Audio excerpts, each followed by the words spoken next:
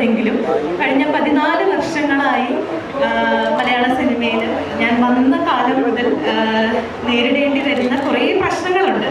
അത് സിനിമ എന്ന് പറയുന്നത് നമ്മുടെ സമൂഹത്തിൻ്റെ തന്നെ ഒരു പ്രതിഫലനമായതുകൊണ്ട് ഇതൊരു നമ്മുടെ സമൂഹം പുരുഷാധിപത്യ സമൂഹമാണ്. അത് നമ്മളെല്ലാവരും അംഗീകരിക്കുന്നു. പക്ഷെ എന്നാൽ പോലും സിനിമയിൽ അതിൻ്റെ ഒരു പ്രതിഫലനം കൂടുതലെന്ന് പറഞ്ഞു കഴിഞ്ഞാൽ സ്ത്രീകളായി മുന്നോട്ട് വരുന്ന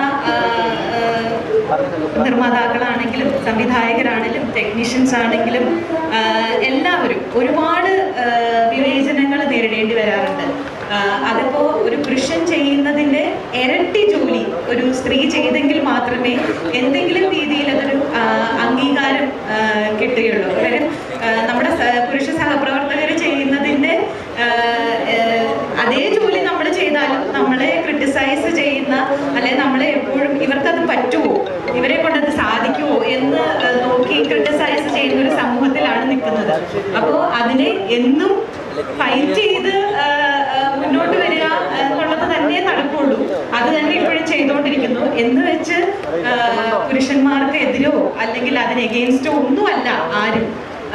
നമ്മൾക്ക് വേണ്ട ഒരു സ്പേസ്, നമുക്ക് ജോലി ചെയ്യാനുള്ള ഒരു ഇടം കിട്ടുക എന്നുള്ളത് മാത്രമേ ഉള്ളൂ. അത് അവിടെയാണ്